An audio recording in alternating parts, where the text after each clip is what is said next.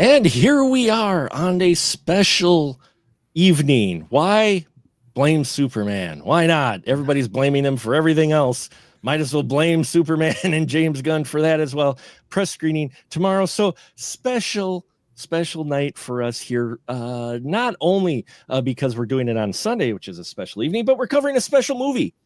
And it's a special time because as you know, we've been doing the Over the Hill series this year, celebrating films, celebrating their 50th anniversary as I turned 50. And I turned 50 this week. And what better movie than to talk about than the movie of why I was born, so to speak. And it is Jaws.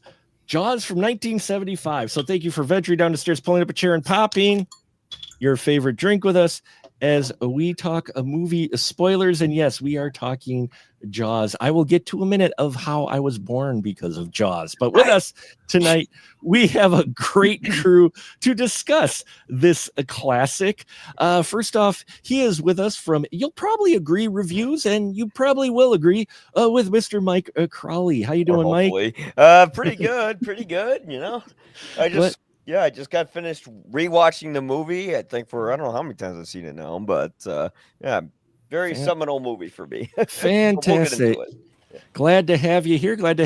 And the man, the myth, the legend himself, Mr. Joe Randazzo is back with us again. Hey, everyone. How you doing? Good to hear. And just popping in at the right time, just at the finish line, it is none other than the blonde in front, Katie Glidewell, fin and shark in hand. How are you doing? I am doing swimmingly. Thank you so much. Talking about this classic. Is that a fin hat you're wearing? Yes. Oh my God. Oh, that's beautiful. It's a Jaws shirt. I noticed the shirt. Yeah, that's an awesome shirt. Oh, nice. The VHS. VHS. I think that's the one I don't have on VHS is the first Jaws, but that's a very impressive. Always happy for the swag and stuff that you bring, Katie. So glad you could be here. And the man who keeps coming back for more, he's back with us once more. My right-hand man, Mr. Ian Simmons. How you doing, sir? A little nervous, Mark, because you said that you're going to tell us the story of how Jaws is responsible for you. I'm just hoping this is not like a graphic story involving, shall we say, little swimmers. No. I said why I was born, not while I was conceived. Okay. No, I said why I was born. There's a difference. Okay. Set your Wayback Machines, 1975. Yes. Jaws has come out. It's been out for a few weeks, and the theaters have been packed for people. And so my uncle, my mom, my dad, and their friend, my dad, my mom, my uncle, their friend, they all went out, stood in line for 2 hours to go see Jaws. My mom was just over 8 months pregnant with me, not 7 months pregnant with me. Just over that. So they waited in the hot summer to go see it. It was a packed theater. They said every time it was jump, my mom would say, everybody would check on her going, you okay? And she was fine. But they went to the theater, loved it. Had to be a wonderful experience to, stand in line 2 hours, but still it was a great time, for cinema movie folks. Well, a few days later, she's reading the book of Jaws, the adaptation of the movie. She gets to the part where he's chumming and he throws the chum out and the shark pops up. Shark pops up out of the water. She jumps and her water breaks. Oh. So wow. I'm 6 weeks early. I was going to say you were a preemie. Yeah, I was 6 weeks early. I wasn't supposed to be born till August, but Mom read that part. She remembered the part from the movie, and she jumped and water broke. So then my uncle, her brother, had to drive her, And folks out there who like cars, prepare yourself. She had a towel, but water broke is a messy thing. He had, and I got these stats from him today because I wanted to make sure I got it right. He had a 1974 Chevy Camaro, 245 horsepower, 350 cubic inch aqua blue metallic colored vehicle with white custom wheels and Michelin tires and a turbo 350 automatic transmission. And she was in the front seat with a towel, trying not to have her water all over his nice new Camaro. And so that happened on July 8th, and I was born at like 3:45 in the morning on July 9th. So There you go. But that, because of a movie, I was born, explains so much. Well, because of the novelization, it seems you were born.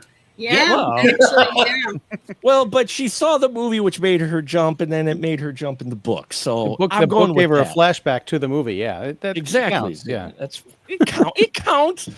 Let me live my legend alone, okay? You don't have to accept it. That's fine. I do. That's still a legendary scene too. There were scenes that still made me jump. Rewatching this last night, I'm like, oh my god. Yeah. Yeah, and I watched it. I didn't have the VHS, but I did have Laserdisc. Whoa! I have it on Laserdisc. It's widescreen Laserdisc from 1991. Damn. And it had 2 trailers, and I actually posted it on my YouTube, and so far no strikes. Fingers crossed. There was actually a teaser on there I hadn't seen on the Blu-ray. There's the other trailer teaser that they had with the Mr. Narration. That they had, but before that, there was another narration another teaser that didn't have any narration. It was wild. I'm watching this Blu-ray going, wait, I don't think I've ever watched this.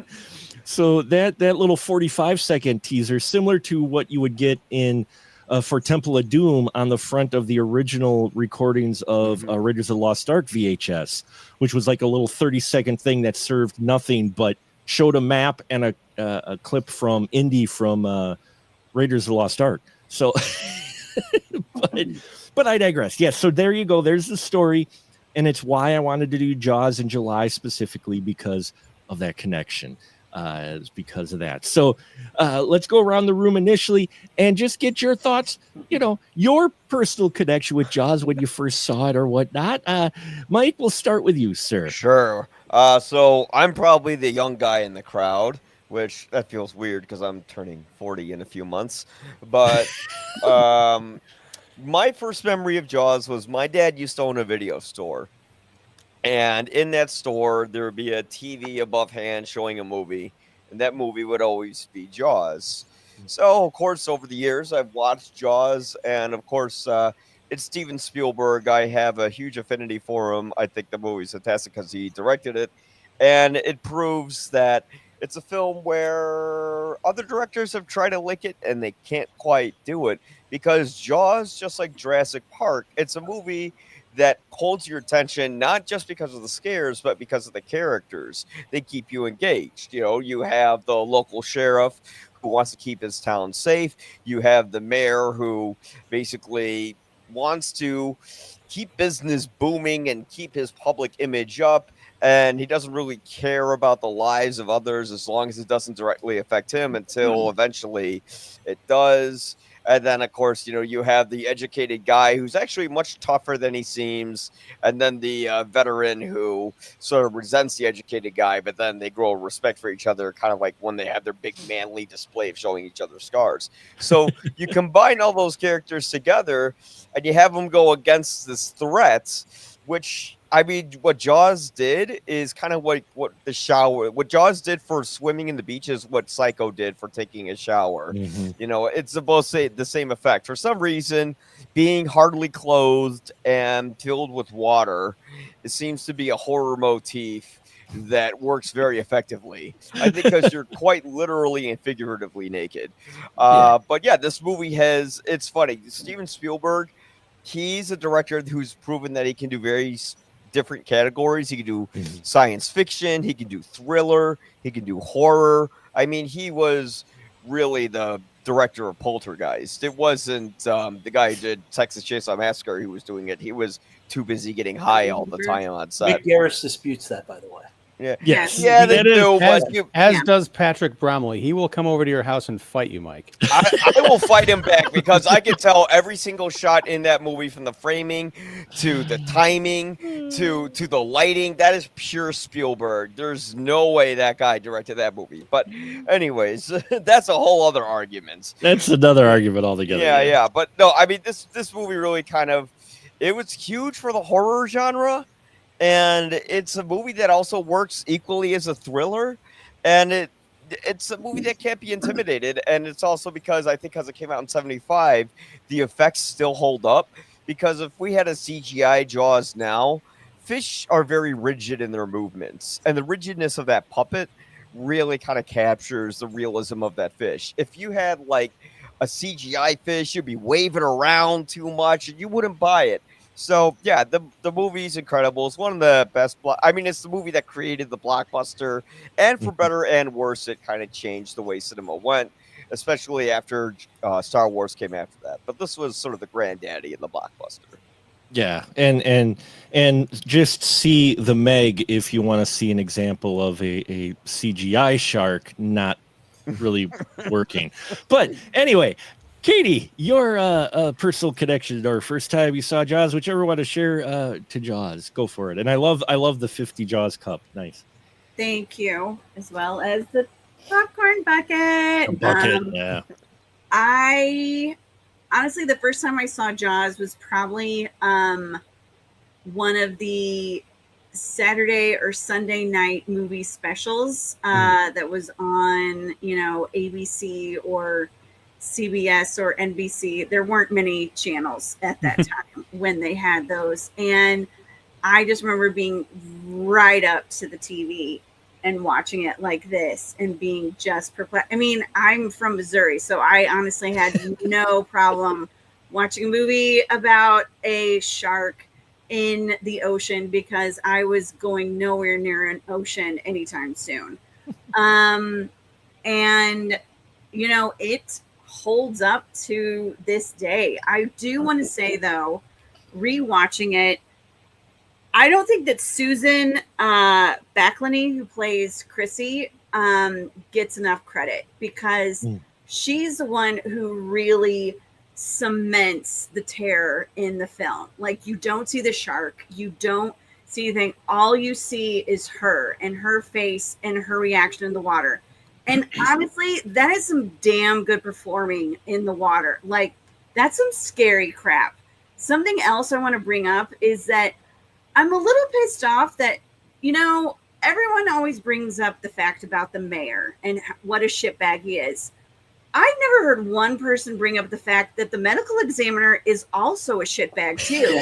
In fact, even worse, he took an oath to, people should be mad at him. And I feel bad that, Brody ends up getting, what he does. It's like he gets the blame. It's like, blame the medical examiner. It is very clear that is a shark attack. He said it was a shark attack.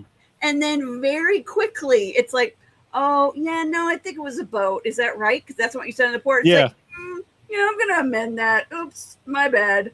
Also, rewatching it, I really forget how quickly you go from Chrissy's death to the little Kittner boy. And for some reason in my mind, I feel like that went a little bit longer, but it's like 16, 17 minutes into the film. You already have Chrissy, and then you have the Kittner boy, and it's like, oh, it is all on. I went and saw We Need a Bigger Boat. I think that's what it was called. Or This Boat Is Big Enough. The one, the play that's on Broadway that had the original Quint's son who wrote it, Robert Shaw, his son played his dad in the play. It was amazing. It also made me realize that Roy Scheider obviously loved to get tan any chance he got, which is not in the film. But apparently, as soon as they yelled cut, he would strip down, get a little chair out, make sure he got some sun, and they're like, okay, we're back in 10. He's like, damn it, and get right back into his clothes to get as much sun as he can. If you have a chance, go and see it. It is amazing. And yeah, just watching this now, and also the fact that it's on Peacock, and even Steven Spielberg says it's like, we thought it was going to fail. We were over budget. We were overworked. Everything that went wrong did go wrong. And I thought my directing dreams, like my time in the movies, was going to come to a very quick end. And then it all ended up working out in the end. So there you go. It's, that is what movie making and movie magic is all about. And that is Jaws, ladies and gentlemen. And again, it holds up. There you go. What's up? Nice. Go and see it if you haven't. Also, Jaws 2 is not as bad as the IMDb credit gives it. Well, we're covering Jaws 2 next week because it is July Jaws, and we're doing Jaws July, and we're doing all the Jaws films this month. So we will definitely talk about Jaws 2 next week. Ian, Jaws. It's weird. I don't remember the first time I saw Jaws, and unlike a lot of the discussions we have on this show, it wasn't my first time watching it at 4:00 this morning. Okay, I've seen it earlier in my childhood, but I don't have a memory of the first time, which is strange. I think possibly because it's one of those films that I was too young to watch when it first came out, because it came out 2 years before I was born. But it was on TV, and I'd seen parts of it. My parents shielded me from part of it, and eventually I watched the whole thing. Probably when one of the 15th anniversary Blu-rays or DVDs or whatever came out. But watching it last night with my wife, because I got the 4K for my birthday, and it was like I'd never seen it before because I'd forgotten a lot of it. And you're right, Katie, when you bring up the death of Chrissy and then the Kintner boy on the beach. It happens quickly in the movie, but it's jarring because it's a week and movie time has passed. Right. Yeah. And you're like, wait, what? That was a week ago? Damn. I also, real quick, as a sidebar, I would say, as far as the medical examiner, I think that the key difference, the reason that people aren't outraged, is that was private information. The sheriff, the mayor, the medical examiner, a couple other people in the room knew about what he did. But when Mrs. Kintner confronts Brody on the dock and starts yelling that in the crowd of people, I think that's when his complicity in that kind of came out in that scene. But everything else, people would not have known about that unless there was some kind of a leak. But I'm sure we'll get into all of the well-worn praise for this movie. It is a masterpiece. It is amazing. It's also infuriating. When you look at the legacy of Steven Spielberg, both in terms of the blockbusters that are coming out today, even ones that are coming out under his imprint, like the latest Jurassic Park movie, which, will be discussed later this week. But also, I was talking to someone about this. You're never going to see a remake of Jaws. And there are other films in the Spielberg stable, not even ones that he directed, but which has control over. Like, you're not going to see a remake of Back to the Future and several other pictures because he stipulates, no, these movies are precious and you're not going to mess with them. However, I find it very hypocritical that he has spent the last several years remaking and adapting other people's things. Like, we didn't need a remake of West Side Story because it's a perfect film. His quote unquote adaptation of Ready Player One was a great case for, the movie was an abortion on screen. I'll just say that. Yes, it was. I agree. My goodness. He's become a hack, and it's really sad, but he's become a hack rehashing other people's movies, which is the biggest disappointment. So I've used my time to say, hey, when did you first encounter Jaws, to rail against its director, who I still think is a genius, or at least I can say was, much in the same vein as Mr. James Cameron. Hey, you could say the same about his composer that was paired with him for life, that his composer couldn't do no wrong from about 75 to 93. And then after 93, he was far less consistent, especially with Star Wars. Sorry, but some of his scores later, Williams could do a theme, but his whole score was questionable for his later films? I'd say the prequels were pretty good scores, but the sequels are very forgetable. Yeah, beyond Ray's theme. Outside of that, like the rest of it, Kylo Ren's theme is like a general bad guy theme. The prequel, I would debate with you, and that's a whole other topic, but I'd debate with you on the prequels as well. There's only one or two really good things that came out of his scores for the prequels, and that was about it. The rest were just walls of noise. But anyway, we can debate that if I ever start another project of a soundtrack podcast one day. Joe, what is your connection or thought or, with Jaws? Much like Katie, my first time seeing it was on TV. And back in those days, it was a big deal when Jaws was on TV. Yeah. Like, there were commercials for like a week. But that's my first time seeing. But the first Jaws movie I saw was actually Jaws 4, because I was 7. My next door neighbor had cable or had a satellite. I didn't have cable. Our neighborhood wasn't set up for cable, and it was I guess just premiering on TV. So I was playing in my driveway. My neighbor lifted me up and brought me in the window so I can watch Jaws: The Revenge with them. So that we'll talk about that in a couple of weeks. But that's my first Jaws memory, was Jaws: The Revenge, which, god damn. But so everything, I'm sorry. Anything you watched Jaws after that was a lot better, is what you're saying. It just got better. Well, the second one I saw was the original, so. Oh yeah. Oh, there you go. Went right back down. But yeah, my first time seeing it was on TV, and maybe Katie, maybe the reason we felt like the first two kills were so spread out is probably because we were watching it with commercials.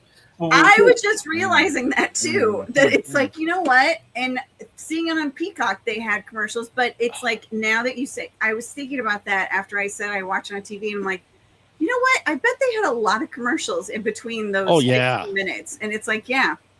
That's probably what it was. Yeah. If you're talking about at that time, the biggest blockbuster yet ever, if they're showing it on TV, that commercial time was prime. It was probably like every 15 minutes, here's a break, rather than the average like 20. But if I remember correctly, it might have been a 3-hour block. Yeah, well, there you go. I think it was. Because I feel like it like pushed the news out.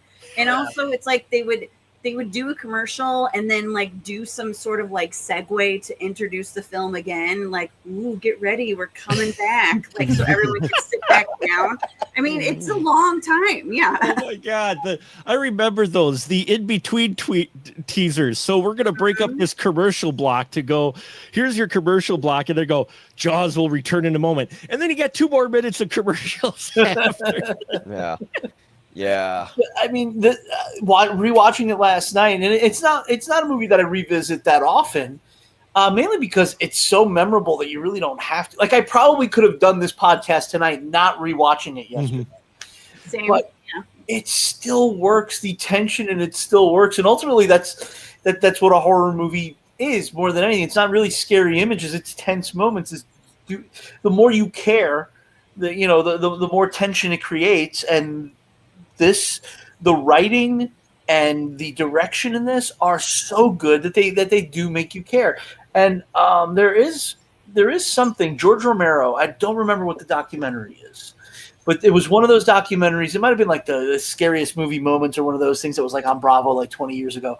But I remember George Romero being a talking head on one of them, and I'm like, this is the director of Night of the Living Dead and Dawn of the Dead, and here he is saying, no, the scariest movie ever made is Jaws, because how can you deny it can happen? Yeah, I think I know what video you're talking about, because Bravo had this thing of like 100 scariest movies. I think that's what Jaws it was. number 1. Yeah. And Romero basically lays it out right there. It's the scariest movie ever made, because how can you deny this can happen? Yeah. Yeah, because it's very, I think that's what makes it so scary, is that it's very plausible. I mean, obviously, like, a shark really can't. Well, maybe it can. I don't know. I don't know anything about sharks. But you could believe that if you're out in the beach and you're swimming in the water, one of you could be grabbed and eaten, and then you all have to get away. But due to recent events, we know that the fish of the sea can destroy ships, orcas destroying yachts and such. Yes. So, you know, now Jaws, people laugh going, oh, Jaws destroying the orca, which is a great callback, by the way, of the boat being called Orca, considering the killer whale movie that came out around, I think it was the same time. 2 years later. Or was it 2 years later? I think so. And there's that's another thing about Jaws is Jaws. It might be the most ripped off storyline in horror movie history. Because I mean, I recently was watching Gary Busey's in it. It's a killer tiger movie called Maneater. And Gary Busey is a local sheriff who finds out that this tiger is killing people, but no, we have this big orchard thing that we do every year, and we can't shut it down because that's how the small town's going to make its money for the whole year. I'm like, oh, Jesus Christ, this is Jaws with a tiger. And why did you call it Claws? Why did you call it Maneater? If they called it Claws, then Spielberg would be calling his lawyers. And, you know, I mean... And for me, I saw Jaws on video. I didn't see it on TV. I saw it on videotape because movies was the thing for my family, and we rented it. Because obviously I was born when it came out, so I didn't see it in theaters, but I think we went to see it on the anniversary, like the 10th anniversary of it or whatever. I was 10 years old. They took me.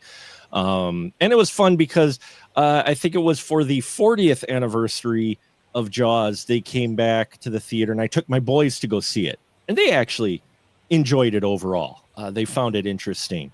And yeah, watching it again today on the Laserdisc, it's amazing how effective that opening scene is. I'm like, we've all seen a lot of horror. We consume horror. We consume horror and death scenes. That is a brutal opening death scene, and you don't get blood. You don't get. It's just like you said, Chrissy.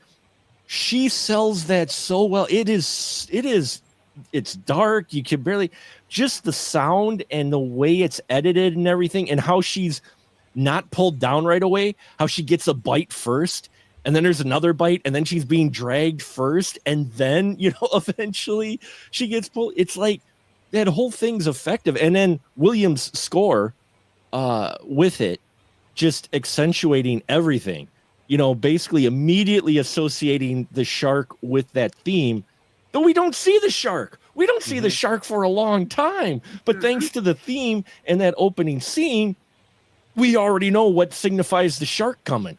Which was very helpful that you didn't see the shark, because it wasn't the intention of Spielberg. He wanted to show it, but they had a million problems trying to get the shark to work. And now it's, you know, infamously called the Jaws effect, where you don't see the killer. You know, it's a big reveal usually at the end, or you don't see it at all, and that's what makes it so much more interesting. It's ominous. Plus, for a movie that's like PG, they like murder a little kid as like in like the second act. PG movies have really. I mean, I still remember Titanic. That was PG-13, and Kate Winslet, you know, completely gets naked in it, and you couldn't get away with that anymore. You know, it's amazing. It was done tastefully. Yes, He drew her. He was an artist, you know. Yeah, like one of his French girls. But one of the things immediately, when the first bite comes, the look on her face is kind of like, what just happened? Like, it's so shocking. Because she doesn't like start to panic right away. It's like a whoa, what the hell just happened? And then with each subsequent bite, you see her freaking out more. It's horrifying. It's absolutely terrifying. Well, and here you have Steven Spielberg using the classic, you know, with between Williams and the sound design, using sound for your fear. Because that old school horror thing of you don't have a huge amount of budget for effects or whatnot, so you use sound design to do. And her, where you get the Jaws theme, and then it's quiet when she gets bit the second time, and then she starts freaking out, and she does that hyperventilating chin thing, and it's like silent. That's all you hear. It's just like, gee, you know, watching it again, I'm like, this is an intense death scene.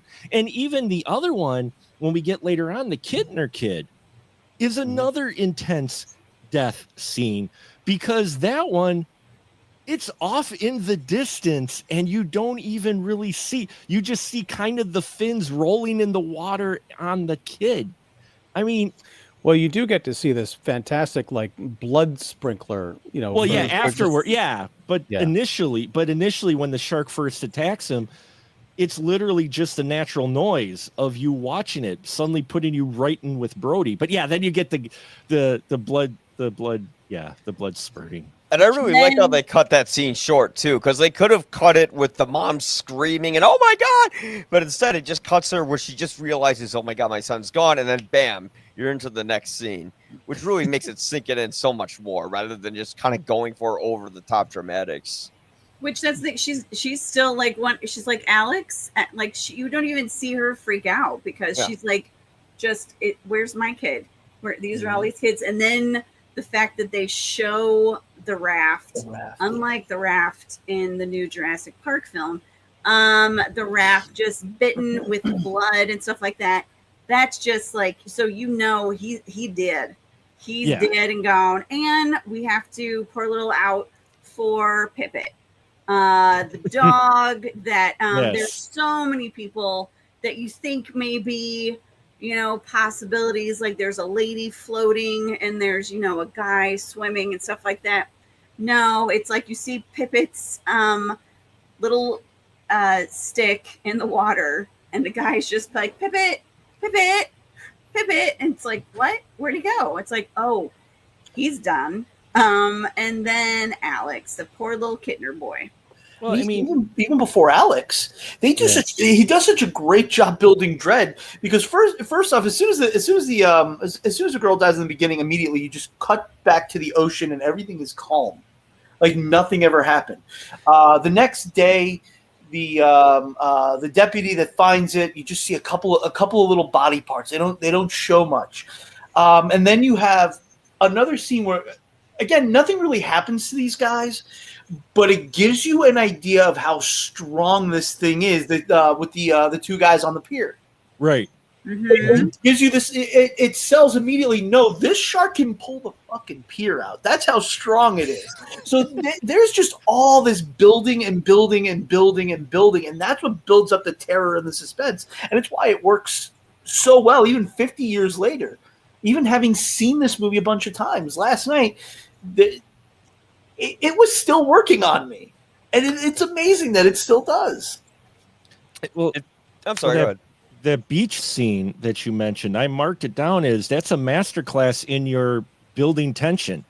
Yeah, I mean, you watch, you're just waiting for the jaws to show. You're like Brody. You're sitting there, and every instance, it's like suddenly, where's the dog? He's calling the dog first before the kid or the guy's calling the dog, and then all of a sudden, it's like he kind of sees the kid, and the shark, and then all of a sudden, and then it builds up, and then and then at the end, with her looking for Alex, they do that great thing of, and I'm gonna say a modern audience, a modern director might take it to where we see her reaction, seeing the raft that's bit, but we don't. We see her calling out Alex's name, and then it gets quiet, and she's getting more and more worked up. And then we cut to the ocean sound and the raft, washing up against the shore. And then we cut. Oh, wait, we don't get a. God's got him. Oh, no. That was great timing. Was that intentional, Mark? That was intentional. You don't need to see me now. It's blue like the ocean. It's just like, it's like the ocean. No, but you cut away to, you don't get her screaming now. You just have her, you cut to the ocean, and then you cut away to the next scene. So, I mean, it's just very effective with that. And we get that throughout this film, is the effectiveness of tension building. And you can see Spielberg's influences of Hitchcock all over this film. I mean, there's Hitchcock influence all over this film, and I don't mean that in a bad way. I'm just saying that there is that visible. You can tell it's like, The oh yeah, zoom in shot. It's definitely got that bomb under the table sort of mentality, Right. where you're waiting for the shark to pop up. You don't know when he's coming, but it's going to happen. So And that's you're all exactly waiting what for that the beach boom. scene was. Mhm. It is the bomb. It's the bomb on the bus. You know, and God, which one was that? Sabotage? I think it was Sabotage. I think it was Sabotage. Yeah, not 100% on that, but yeah, I mean the tension building, and then you guys mentioned the characters. One of the things I noticed interesting in this one, and I wanted to get your guys' opinion on it, is I noticed this time what they do with Richard Dreyfuss's doctor character is interesting in that a lot of other ones where, you know, they say, oh, he's rich. Usually a character or whatnot, they're going to kind of downplay it. Like, oh, you know, I'm not really, rich or whatnot. But in this case, he owns it. You know, he's like, yeah, and I just caught that. And I thought that was an interesting take. I'm like, that's something we don't always see with a character like that, just owning up, saying, yeah, no, my parents are rich. Yeah, I own all this. You know, it doesn't take away his character, but. Well, it informs his character, I think, because there's a big distinction.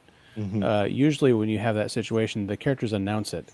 But we don't know that he comes from money until, several scenes into the film when he's on the boat with Brody going out, and Brody makes a remark of like, oh, the Oceanographic Institute, pays for all this, or this is pretty swank gear. And he's like, oh, no, I most of this is mine. And then it kind of comes out that he comes from money, and then later Quint more plays on the whole like kind of college boy, slobs versus snobs aspect of it. But yeah, it is very interesting. And I think talking about performances, I mean, Dreyfuss in the first scene we really get with him in the autopsy scene, like after the kind of the wackiness of him coming onto the pier and interacting with the locals and stuff. But when he has to do the autopsy on Chrissy, and first of all, when they pull out the remains, it's a shock before we see anything. Right. Is that her body, when they open up the cooler, it's in a bag. Yeah. It's in like this medium-sized bag that they pour out into a dish. We don't see it except for the hand, which we kind of saw on the beach anyway. But just his description of what he's looking at, and the fact that he's in shock and he's getting kind of sick, but he's also really upset because he's looking at, he didn't know this girl, but he recognized her as a human being, and just the what had been done to her was traumatizing him in the moment. That's some really powerful storytelling that's not on the page, and there's a lot of that in this movie. Everybody talks about the galley scene where the guys are, as Katie mentioned, comparing scars, but then when Robert Shaw gives his famous Indianapolis speech, a lot of people, I think, they talk about Quint as a character as being like the crusty, tough old badass sea dog, but there's some real vulnerability in the way he tells that story, and he looks like he's about to cry. And that's something that I had not picked up on until watching it this time, was really zeroing in on what was going on with each of these actors. I mean, Roy Scheider, I think, is the weakest actor in this movie, but that's still saying, like, who's the poorest sculpted president on Mount Rushmore? It's like, it's still great. I think he's the weakest actor because his character isn't as interesting as the other two. You have the guy who's from money and he's educated, but he proves that he's tough. And then you have, the old sea vet who, went through a lot with the USS Indianapolis. And then you get Roy Scheider, Brody, who's just kind of like the everyday man who wants to do the right thing. It's kind of like a prototypical protagonist. But that's the thing, is that I'm going to at some point read Peter Benchley's novel, because there's always more in the original work, but I get the feeling that Brody, his storyline, there's more to him, because he relocated his family from the big city, New York, to it's very much like arachnophobia, which we talked about last week, and come brushing up against the locals who don't trust those big educated city slickers, and also the toll that this is taking on his brain and also the pressure he's getting from the people in the town and from his boss, or pseudo boss, the mayor. It starts tearing at his marriage, and it's very subtle. It's not like a main plot point, but in the hospital where he sends his wife home, I just remember the actress's name, Lorraine Gary, mostly because of Jaws 4. We'll talk about that in 2 weeks. When he sends her home, like there's kind of a coldness to it. Like she's just kind of resigned to, yep, he's not coming home again. He's got to go deal with this shark nonsense. So, and then there's like that kind of a worried goodbye as she's seeing him off, and then she kind of like runs away crying. There's a lot going on with Brody that's at stake, but we don't get really a chance to see what becomes of that character, because eventually it becomes more about Hooper and then Quint and then Brody's act at the end, overcoming his fear of water by blowing up the shark or whatever. See, I don't know if there's more that was filmed that kind of gave us some resolution to what was going on with Brody, but yeah, Roy Scheider was a great actor in this movie, doing the most with what he had. But I feel like there's a bit of an imbalance there as far as what was going on with the characters, as you're pointing out, Mike. Yeah. Well, it's the Brody character is interesting as well, because we never find out why he doesn't like water. Other than he says drowning. I mean, outside of fear of drowning, but they talk about how he would not go on a boat again, or in the water at all. But we never really get the reason why. And I'm not complaining, but I just noticed that this time they never actually mention, well, yeah, he couldn't, there was some childhood trauma or something. They just speculate, but we never really get it. And it doesn't play a huge part in his character. We don't have him freaking out and breathing in an airbag as he's going on a boat. But there's also a thing during the scar scene I want to get your guys' opinion on. I'm sorry, my camera seems to have died. They're comparing scars, and Brody lifts his shirt up and he looks down at like his hip or whatever. So was Brody shot? Because he covers it up quick. He looks down and then he kind of covers it like he was going to say something, but he's like, no. Well, that'd be a valid reason to want to leave New York for a more quiet area. I mean, so that makes sense. Mm-hmm. The thing that stood out to me is, again, how often this movie's ripped off Lethal Weapon when the scene, 10 years later. So, or Lethal Weapon 3. It was 3. Yeah, with Rene Russo. Yeah, because Rene Russo. Yeah, she comes in 3, I think. So yeah, Lethal Weapon, what it stole from this movie. So that always sticks out to me now. Every time I watch Jaws, I realize how much, like so many movies afterwards, even good ones. Although Lethal Weapon 3 being a good one. Chasing Amy does the scar scene, and I always thought about that when it's like, oh, I can top that, and it's like, reminds me of Jaws. Chasing Amy also has characters named Hooper, Quint, and Brody. So, wow. Yeah. Wearing his love of Jaws on his sleeve on that one. Well, correction. Hooper was Chasing Amy. Quint and Brody, that was Mallrats. But I think they're also in Chasing Amy, are they not? It's been a while.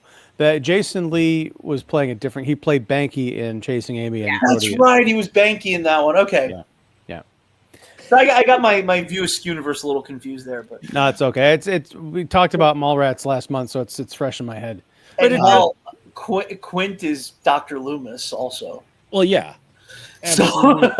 So Halloween kind of took from this too. Well, Quint is more Ahab. He becomes Ahab real quick, because he did not want to. In a way, he did not want to lose to Bruce, the shark, as we'll call him. He didn't want to lose to the shark. He didn't want to admit that this shark was actually something he couldn't handle. Yet we watch as he goes along, and I mean, especially near the end when he can't take down 3 barrels, and then he does, and he's like, crap, we're driving him inshore. But that's like his last thing. And that was like the first thing that was suggested by by the doctor. So, there's a lot of great character moments in here, and these characters are great. And you can see why this is a classic. And that's what you're right. It's all the elements. I mean, while Spielberg, yes, his direction absolutely is at the core of this, but there's so many other just great elements. That's why I love the 70s in general. I love the 70s because we had great movies in the 80s and late 70s because all these folks with talent started to get jobs. Basically, if you think about it, they were getting early jobs and they worked in, and all of a sudden they proved their muscle. And then it was like, yeah. And if you look at Jaws, I mean, I got some stats here real quick. 475. This was also the year that Godfather 2 came out. Godfather 2 actually was at the box office. It was top of the box office first 2 weeks in January, and then the final week in March and all of April. So it was out, and it was still making money then. It was still out, but Godfather 2 won Best Picture the previous year because Jaws lost to what was the Best Picture in 1975? Fuck, I don't remember. Mm-hmm. Let me look. Godfather 2 was, I think, technically maybe I don't know, because it might have been a December. Godfather 2 might have been a December release, but I was just looking at box office. Yeah, it might have been that. I was looking at top box office winners each week for 1975 because I wanted to look it up because I had done this once before and it just blew my mind what other films were out. But Godfather 2, 2 first weeks of January it was top, and then the final week in all of April it was. Murder on the Orient Express, which we talked about on this show before, that was 2 weeks at the top of the box office. Young Frankenstein actually was top at the box office for the weekend it came out, which is impressive. And then Jaws came along. Jaws came out, June 22nd or something like that. It came out, and it was top box office earner through the end of September. And it's also amazing that all these movies we're talking about that are still doing well in theaters in the early half of 1975 are all 1974 movies that are still in theaters. Which is something we never get anymore. Yeah, you didn't get that before. So it's crazy. And then after Jaws, after it finally probably left theaters in September because they had to do because they only have so many screens, it didn't. But still, 4 months. Pretty much 3 to 4 months at the top earner, no question, is why it's the grandfather of blockbusters. And I just, you try to put that in perspective today, and you can't measure it because it's like, it won opening weekend, yay! It won 2 weekends in a row, yay! And then it's gone, And it's just the whole culture, I think, that we have too. It's also organic. It got great reviews and great word of mouth, whereas now the whole purpose is to pop that opening weekend, and then it doesn't matter if it sucks. We already got your money. Like Jaws made its money because you would tell your friends it's good, and your friends would be like, "Hey, Mark said this is good. Let's go see it." And that doesn't really happen much anymore. Well, it's also different because this is the first summer blockbuster. Right. The market didn't have the language to cope with what Jaws had become. Whereas today, one of the reasons we don't see that kind of phenomenon is because you literally have during, between, you're talking like April now up through the end of August, you've got a new Jaws promoted summer blockbuster coming out every weekend. Yeah. And so it's impossible to maintain that crowded marketplace unless you have these anomalies like Barbenheimer or Deadpool Wolverine from last year that does have those kinds of legs. But we've seen that for this summer. You've got all these giant property sequels coming out, and they're either flopping or they do have one great weekend, and people are touting. Like I know Jurassic World Rebirth came out. It made $313 million globally this weekend. Not mentioning the fact that that's probably the only money that movie is going to make because we've got Superman coming out, Fantastic Four, and all this other stuff. So it's entirely possible that movie is going to flop, and the prospect of more sequels, that's not a guarantee anymore. The only movie that I could say probably had an organic hit was probably Sinners. Yeah. because that's one that was just it just did really well. People really responded to it. It's really, really good, and people just kept telling their friends to go see it. But it also that beat the summer marketplace because that was an April film, so it was coming out in a April? yeah. Oh my god, I'm so behind on movies this year. Well, it comes out on home video Tuesday, so it's It's on Max now. So is it already on Max? Yeah, it's on Max now. But it came out this weekend on Max, so it's a big deal. But like with Jaws, when you have, because the other movies that you mentioned topping the box office, I don't really consider competition because they're a very different kind of, Jaws is different than those other kinds of films. So when you look at something like Sinners that has a pretty clear runway as far as like not competing with other genres or blockbusters, you got people that word of mouth, go see it like, well, there's nothing really out right now. So yeah. And I'm not trying to downplay it because Sinners is still my favorite film of the year. Yeah, it's different times. Mine so far too. So, well, and you just had, that was still, you didn't really have multi-screens. And in fact, you could probably blame Jaws for having multi-screens. we probably have multi-screens because of Jaws, because Hollywood suddenly said, wait, a movie could do this? And let's get down to brass tacks. Okay. Jaws, horror or thriller? Mike, horror or thriller? Well, it's a little hard to just lob it into one. I feel like it's both, but I guess if a gun were to be put to my head, or if I was trapped in a cage where a shark could come after me, I would say it's more of a thriller. It's much more in line with Hitchcock, as we said earlier, where the movie's about building tension and having a story that will basically kind of get you like grabbing the edge of your seat, but not in a oh my god, I'm terrified kind of way, but oh god, here we go again, it's coming kind of way. But yeah, I mean, for me, it's a little more horror thriller, but it's kind of leans between both categories, between horror and thriller. Katie, what about you? Horror or thriller, Jaws? Horror. It's got a giant creature that eats you, and also goes on a boat and eats you. It eats multiple people. It's a horror film. It will break your boat and eat you. In your boat and eat you. That was the original tagline. Yeah. You're on a boat and it's gonna eat you. Yeah, sure. Joe, horror or thriller? It's a giant monster movie. It's a horror movie. Ian, what about you? I don't know. I wouldn't categorize it as a thriller. I would categorize it somewhere between horror and adventure, because the first part of it is definitely a horror film, mostly because of the attacks and the dread. But then when those three head out on the boat, it's a pure adventure movie. I mean, there's nothing really scary happening. There's one intense moment really that combines the tension with the horror, and that is Quint's death, which I still count that as one of the top 5 movie deaths of all time. And Robert, like absolutely. I grab my stomach when you can see the teeth inside.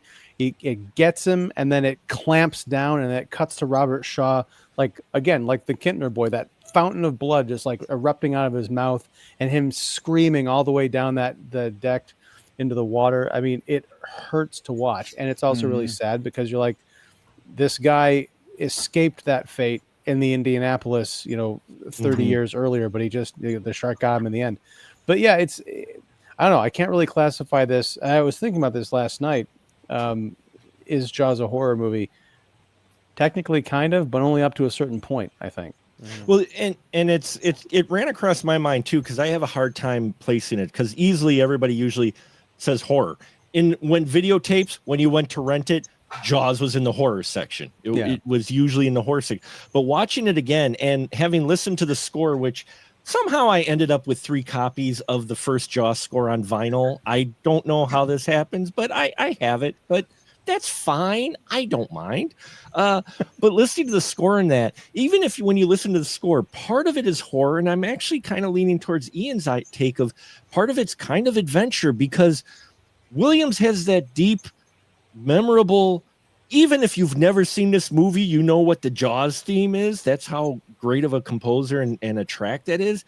But you've got that moments. But then during the boat scene, especially when they're chasing him, you've got this light, kind of grandiose chase music. It's with buoyant. Yeah, you know, with the light violins, like, you know, and it's like, and it's just kind of like this light merry theme, and then you just cut into dun dun dun dun dun, and it's like, it's a wonderful transition, but at the same time, it's got many horror elements in it, and it can easily be put into horror, but if you look at it overall, it's not your dyed-in-the-wool horror film necessarily. It's a creature feature. Sure, it's got your creature in it, but there's a lot of other elements in here that you may not be used to or associate with a horror film necessarily, but more of an adventure or a thriller, or, you know, they're on the hunt, a safari film, if you I think that's what makes a good movie, is that you can't exactly categorize it. You know, it's its own thing. It's its own, it breathes its own life. Because I think immediately, because you can watch a category movie, you can watch, you know, something like Meg 2.0 and be like, oh, that's horror or horror comedy. You know, immediately you get that. But Jaws, you're like, well, here's what the movie is, and then you kind of have to like break it down and explain it, and that's what makes it live on so much longer than your typical genre. There's also a great jump scare that nobody talks about, and that's when Hooper is underwater examining the boat, and he finds the shark tooth, and the body of Brody's friend just like pops up. And Gardner. Gardner, yeah. I mean, that's a pure horror scene. You know, that's almost a slasher movie finding, you know, a slasher finding the body, you know, or I'm sorry, the final girl finding the body almost. And it's never a cheap jump scare either. Like like when Brody or again, Richard Dreyfuss is under the water. Hooper. And Hooper. And we actually see Jaws coming before like the big jump scare, but the sound of him hitting that cage is so loud it makes you go, oh shit, you know, and actually kind of incites a reaction out of you. But hey, that's Spielberg. He knows all of his aesthetics very, very, very well. I mean, you know, the thruple boat trip movie could have been its own film in itself. It could have been. No one talks about their thruple. We all know it's like the three of them, you know, doing their wacky adventures, having some drinks and singing, and look at my scar. Look at my scar. Oh, you. Let's do some shots. Oh no. Oh yeah, that shark shit. What were you going to say, Ian? He's lost in the thruple comment. Sorry, yeah, you just opened up a portal to like an entire genre of slash fic that I'm not quite ready to deal with right now. We're gonna need a bigger condom. Anyway, I'm glad you said. Actually, that's about as bad as I thought. But all right. This is a weird little diversion story. When I was living in New York, my girlfriend at the time thought I should try to audition for Who Wants to Be a Millionaire, and they gave us a test. And I got one question wrong. You had to get 100 to even be even considered for the show. Wouldn't you know what I fucked up on? What's the name of the boat in Jaws? Oh, the orca. Yeah, and I blanked. And man, wait, didn't they give you multiple choice? No, you had to know it. They did not give you multiple choice. Wow. That's not fair. The whole game was multiple. I know. That's why I thought it would be easy. The one question I got wrong was a question about Jaws, which, you know, horror movie guy, you'd think I'd know it. Oh, but no, what I was going to say, Mark, before I completely trailed off into bawdy fanfic. Yeah. That scene where Hooper is attacked in the cage, the framing of that was just amazing because you swear that he is getting mauled by that shark because we're seeing it from sort of behind Jaws as the body is going into the cage. And you're like, how is he not getting just gored to death? But, you know, he slips out and Hooper makes his way down to hide underneath the coral. And you look up and you could see just Jaws going crazy, like just wrestling with the cage and trying to tear it up. Almost, you can almost see his confusion. Like, wait, my dinner was in here. What happened? Yeah. Well, and then you got it great because that's affecting the boat and the two guys on the boat. One of the things that is interesting that, again, Spielberg showing his craft is there's always moments in this film with our three, especially when they're on the boat, where there's never a loss of feeling of danger.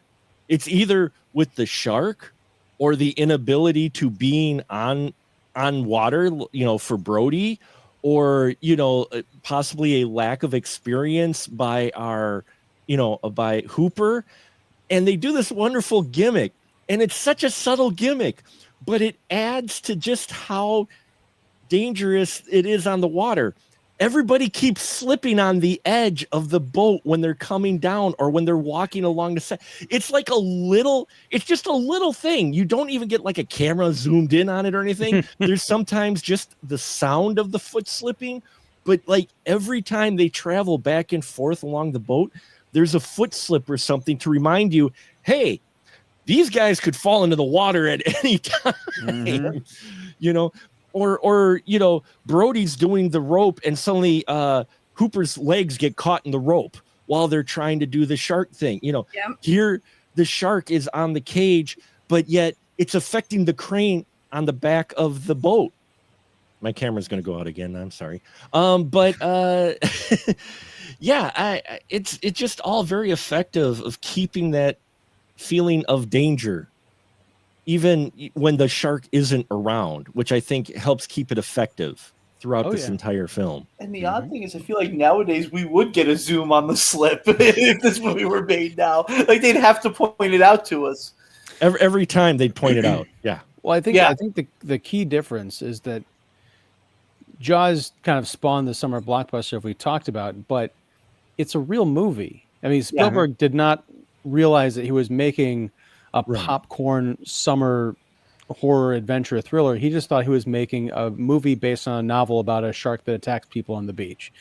And what you get is a movie that's made featuring adult characters, made for adult audiences. I mean, as evidenced by the full body nudity in the opening shot. I mean, right when she's stripping and going into the water, and the blood and the kind of the adult themes. This is, I think, more summer blockbusters would benefit from studying what made Jaws great. And it's not the scares, it's not the kind of the popcorn moments or any of that stuff. It's the fact that they started out with a real movie that became very successful because it was exciting, but it was also featuring recognizably human characters that we could all tap into. I mean, I mentioned earlier, but Mrs. Kittner, when she comes and confronts Brody on that dock, the movie could have stopped there and it would have been amazing because that is a hell of a performance. But you would not, there are so many scenes in this film that are memorable and important to the story that you will not find in modern blockbusters, especially modern summer ones. And that's because they're made for kids. They're made for, I'll say it, idiots, people who, if that scene, the Kittner scene or an equivalent was in a modern blockbuster, you'd probably have people walking out like, what is this nonsense? Where's the shark? But yeah, that's the legacy. Also, go ahead. My last point. And it's not really a point. It's a bit of weird trivia because I know we're wrapping up. Something that always bugged me since I saw the movie Bad Santa from 2003 with Billy Bob Thornton. Yeah. Do you guys remember the name of? Hey, I love that movie. Do you remember the name of the safe that the ultimate safe that they had to crack in order to get all the money in the end of that movie? No. It was a fictitious brand of safe called the Kintner Boy Readout. Oh, yeah. Hey, and call it by its real name, Disney's Bad Santa. Remember that. They were going to do that. They did that, and they were like, oh, wait, no, this is wrong. Yeah, they were going to rebrand all their stuff and actually put Disney's name on even their older, mature stuff. And then they came out, yeah, it would be called Disney's Bad Santa. And they're like, okay, no, we're not going to do that. Oh, that was a missed opportunity. Ian mentioned the nudity. I don't think the nudity was intended to be seen. I think that's just a thing that's kind of come out recently because of the Blu-ray and the 4K clearing it up so much. I'm just saying, I don't know if this movie invented side boob, Joe, but it's undeniable. Here's the thing. I don't know about you, Joe, but I remember when she's in the water, they show that The full shot thing. up. Yeah, the shot shot up. up. The movie. I remember the shot. I just remember it being a lot darker. Yeah. No, it was a lot darker. It even shows on the laser disc. Okay. It's always funny that we talk about Kittner and all this stuff, but no one's mentioned the pond at all, and how that guy in the teeny tiniest boat possible that's like, hey guys, do you need some help? It's like, what? And your little, what is that? What is that little boat that you're in? And then plus even the boat that Mikey has, it has like one seat.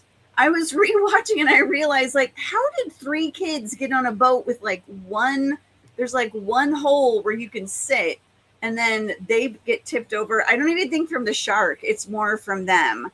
And then he goes into shock. But it's like, I always love, Brody and his sons, like the little teeny tiny one, doing this. And kudos to the casting department, because I totally thought those kids were brothers, and they're not. They have totally different last names. So good for them. But as well as when we were talking about the influences, did you guys realize that the real name of the Kittner kid, what his name is? No. I think I did at one point. His name is Jeffrey Voorhees. Oh yeah. Yep. I remember mean, that. Yeah. I don't feel like Voorhees is that much of a common name. And then, it ends up becoming, the last name of one of the most iconic evil villains of, basically film history, with Jason Voorhees. So let me ask you this. Do you know, Katie, if Jeffrey Voorhees is any relation to Debbie Sue Voorhees from Friday the 13th, Part 5? Oh. I don't know. That's the homework for next week. There we There go. you Yeah, Mark figure this out. Voorhees, There you go. Mark Voorhees, who I think played Lisa on Saved by the Bell. That's right. Yes, that's Yes. right. Yeah. There you go.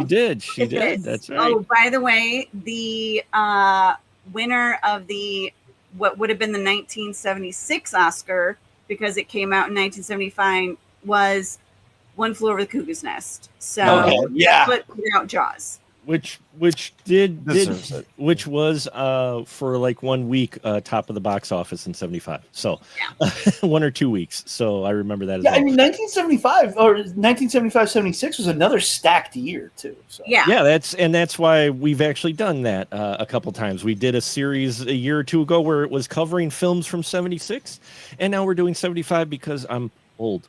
But we'll go a little long tonight because I want to get their questions if they have any. I asked my panel to bring a question or two to the group.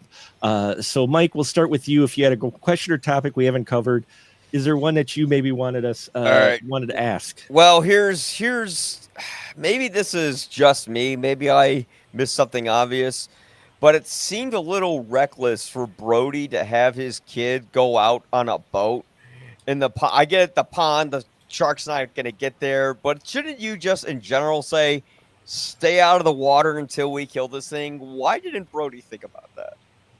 Well, he did, but his wife told him to go ahead and do it. That's why she didn't go out in the main thing. He went in the pond because they had a conversation about that. But like even later, he has him go out in the pond when everyone's on the beach, and I just thought, that's not going to end well. Like, Well, what about that elderly couple that the mayor kind of goes, somebody's got to go in the water and get this all started. Yeah. How do you think they must have felt when that poor kid boy gets killed? I loved the elderly couple with the 3 kids, and I'm like, wait, are those supposed to be his kids? Like, and you could see the look on their face. They're like, oh, okay, we'll go for you, Mr. Full Suit, when it's 80 degrees outside. Okay. Yeah, I love the old guy's excuse for that too. The old guy's excuse was, I'm trying to get some sun. I'm trying to get some vitamins in, and like, I just put on my sunscreen. Yeah, so I just put on my sunscreen. Go in the water. Oh, Mr. Mayor. Yeah. No, I think he listened to his wife and he let his wife go, because remember, we get a moment, I think it was earlier too, when he's reading up on sharks at first, and his kid is enjoying his birthday party, which is a jetty, his birthday gift or whatever, the boat. And the mom's like, he's fine. He's on the anchor. He's on a boat. And then she looks at that picture of the shark crashing through the boat, and she's like, get out of the water. Michael, Yeah. you're your father. Yeah, Get out of the water. exactly. Like, oh no, you figure it out. So yeah. So I think your thoughts on the pond, Ian, if any. He figured it was safe for. Well, yeah, because they talked about it, because it was well, they assumed it was a closed off area. Right. Although when you get a wide shot of it, you can see it's separate from the beach, but there's also these like a bridge or something with these pylons or whatever that you can get something can swim in between those, so it's not exactly safe. But I understand they assumed that it was kind of closed off enough that it's unlikely a shark would get in there. So I get it, but and I also think it was a nice bit of kind of misdirection of like the kids with the fake fins, causing the disturbance on the beach, but then the shark gets into the pond where everyone thought it was safe. And wasn't that the motto from part 2? Just when you thought it was safe to go back in the water, that's where that came from. That was part I think 2. so. Yeah, I think that was the take. Oh, so Joey, good. did you have any thoughts on the pond, or? I didn't have any. On the pond, I thought you were asking me what my question was, because I was like, I didn't have time to come up with one. I mean, nothing that nobody here's already said, Yeah. So Yeah, I think he was listening to his wife, but there's that back and forth with Brody and his wife that, there's some tension there occasionally, and he defers to her if need be when it comes to the kids, reluctantly. But he'll defer to her every time. So, Ian, did you have a question or topic? I didn't. I think I was forming one, but we've kind of talked about a lot of things that I had wanted to bring up with the panel tonight. So, yeah, I'm good. Katie, what about you? Anything? I asked my first two. I feel like Chrissy doesn't get enough credit for really, cementing that terror that the audience feels like right away. And, and it's one of those things too, that it's like either there's a shark or she's going to drown. I mean, it's like she's shit out of luck either way. And then I had the question that it's like, I feel like the medical examiner gets off scot-free, which, this is before HIPAA. So that's true. There's a lot of things, but I mean, he still should have been held accountable. It's like if he would have said that it was a shark attack and not a boat attack, there should have been, more protocols in place. But or if he would have just stood his ground with the mayor. Larry twisted the knife and Yeah, you're absolutely right. But, and one of the things, again, though, watching it, one of the things that I think makes it most effective is what I said before, is that Spielberg never lets the audience get completely comfortable that there's never danger. Just when you think, even when we get these character moments that breathe just enough, and then we're watching two guys on a pier, and suddenly we're watching the pier disappear, and these guys could get munched. Brody and the scientists, they're drunk, they go out on his boat and they run across, suddenly they run across, they're not getting anything on the radar or anything, and all of a sudden they run across the boat and you discover the dead guy, suddenly reminding you, oh hey, there's the shark still about. I mean, if you look at it, Spielberg is just constantly just letting you get comfortable, and then like, no, there's still a shark out here, there's still something out here, it didn't go away. And that's one of the things that I found effective. What I think is interesting is, and now I want you all to kind of take Jaws, and if it came out today, okay, hold on. Just based off of blockbuster numbers. Now, we've seen it in the press, how some films have this budget, it makes this opening weekend, and they consider it a failure or a success. Now, there's a couple different sources I saw mentioning what the budget of Jaws was. I've seen some that said 7 million. I've seen some that said 11 million. There's a couple that even said 9 million. So I'm going with 9 million because it's the middle number. Okay. So $9 million in 1975, because we're doing this, because this is what we do on the spoiler room now, folks. Money conversion comes to about $54 million budget today. So it's a $54 million budget film. Its opening weekend, okay, it's opening weekend, it made $7 million, which in today's money is 42.9, almost $43 million of a $54 million budget. Ian, is this considered a blockbuster hit, or is this considered a blockbuster failure by today's press and standards? A hit. You consider it still a hit? Yeah, because again, it's a completely different environment. Mm-hmm. You didn't have the expense on marketing and advertising all the different channels. Also, there wasn't an expectation that this movie would do anything. You know, they were probably very happy to make their money back essentially on the opening weekend. And the fact that it had legs or fins, you know, it ended up being an insanely profitable movie because, as you mentioned, it played for like 3 or 4 months, whatever it was. Mm-hmm. But yeah, I mean, if it's weird because if you're talking about it coming out today, you can't really ask that question because it's two different worlds. Even today, 54 million would be, for a movie this size and scope, would be low budget.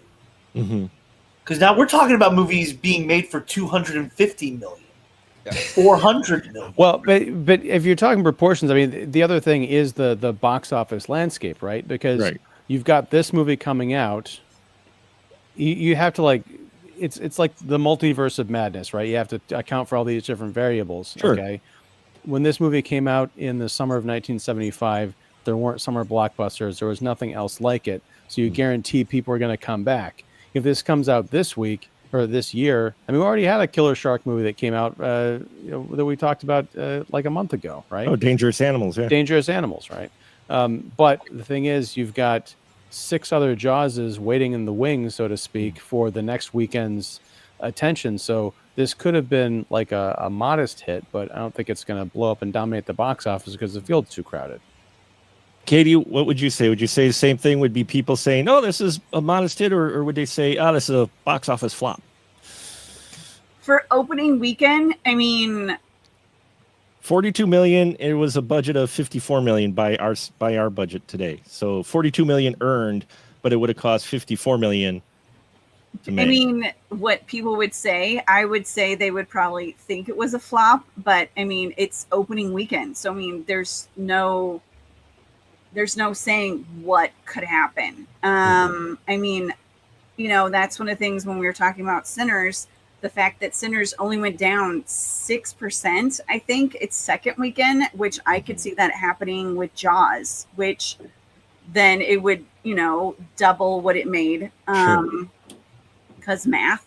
And if people don't realize that.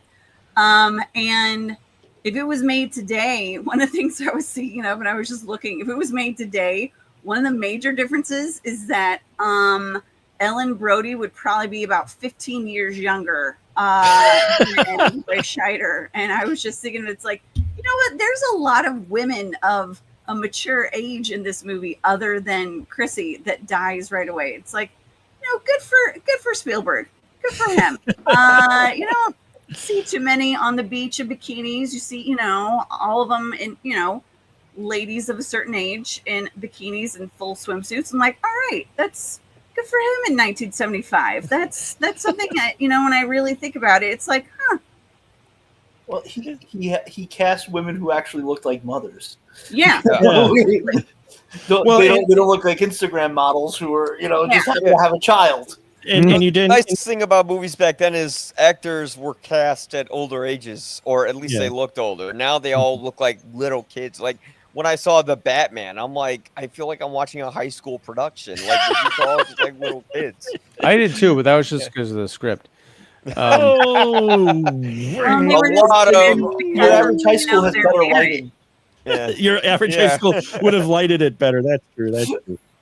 No, and you also with the beach scenes, you don't get gratuitous montage of sweaty Yeah. bikini bodies at it all, or just bodies in general in the beach. You get very few montage scenes of the beach. You get some general scenes, but it doesn't stay on it long. Yeah, I didn't even realize that. Yeah, you don't get like the we're hovering on like the volleyball players as in very skimpy bikinis. We don't get any of that in this. We get more scenes of Pippet than we do of anyone, under the age of 30 and under in a bikini. That's when, when I'm realizing that. And I'm like, good for you, Spielberg. Good for you. Well, I think he wanted to be taken seriously. Yeah. That's why that is. Well, and I think just the community, though, the community that they have is an older community, that type of, going out and living on the island. A lot of these folks are, grandparents. I was impressed, though, looking at it again, that, how much older some of the moms look who are moms. I'm like, wow, they do look older than moms of today, and it's just the way it was. Yeah, we're also just aging differently now than we did years ago. So, well, these are the children of World War II. They're also relentless chain smokers, and they're spending most of their time out in the sun. So, yeah. There you go. Yeah. Drinking like fishes. Just drinking like fish. Oh, man. Roy Schreider drank so much in that movie. Like, every time I saw, like, there's that scene where he's at the kitchen table. Where's that glass of wine? Yeah, there's like a glass of wine the size of this peanut thing. And he just fills it halfway through. Yeah. And then in the next scene, he's like taking shots. It's like, man, this dude. Like, did he? That's what manly men did back then. Well, and he's also not entirely responsible. But if he had actually put his foot down, a 10-year-old boy would still be alive. So I mean, he's got a little bit of pressure on him. That's true. He does. So is it, Joe? Is this would you say box office flop if it came today, or?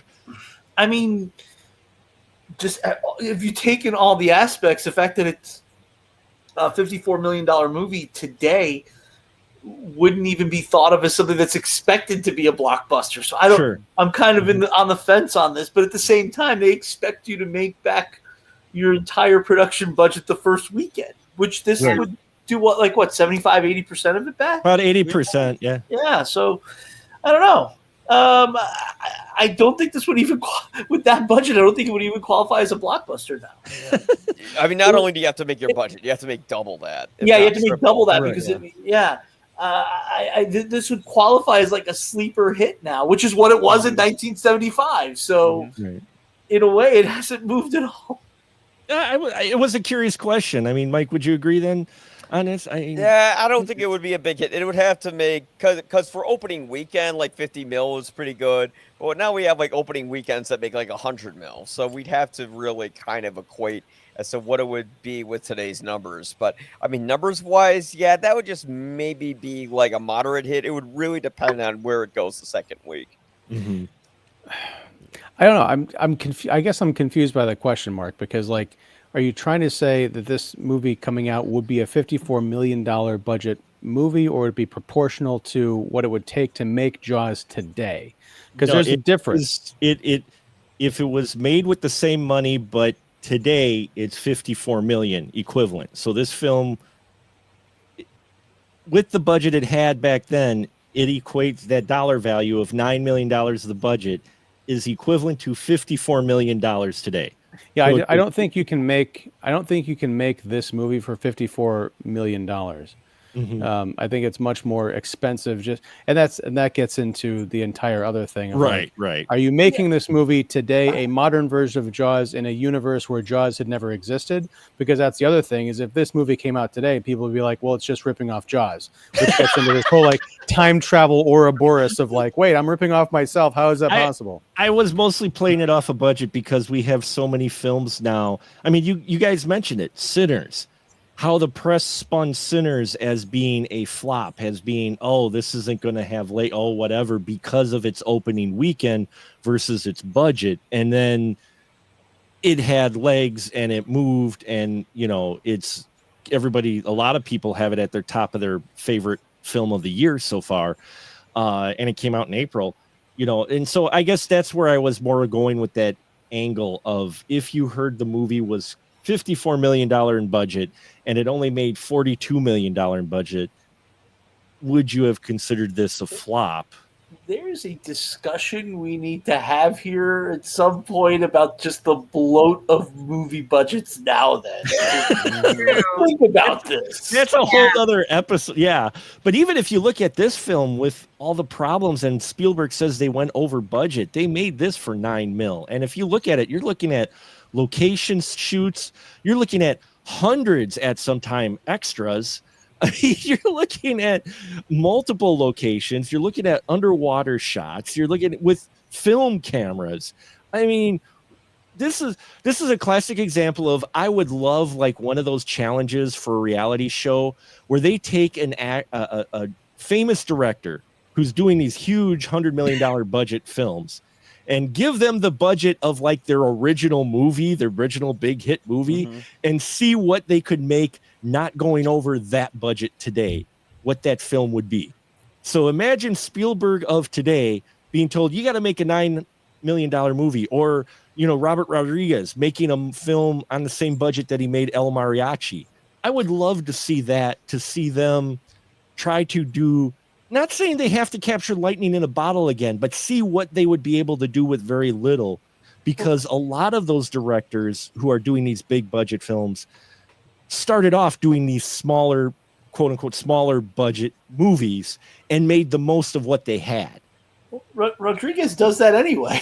Rodriguez, that's true. Rodriguez still does. Like, I have nothing to do this weekend. I'll shoot a movie for $3,000 and it'll star my kids, and that's it. Wait, let me call Danny Trejo. He'll come out. And yeah. Danny, I'll cook for you all weekend. Come down to the ranch. I'll go to your Mexican restaurant. Yeah. There you go. You know, it's just, I would love to see that, because seeing these early films of these directors and why they're classics and why we're still talking about them today. And you find out, yeah, they did so much with so little. And those similar, those same directors are then making the $250 million budget films. And you're like, and some of those films start to lack. And you're just like, what if you gave them less? What would they be able to do?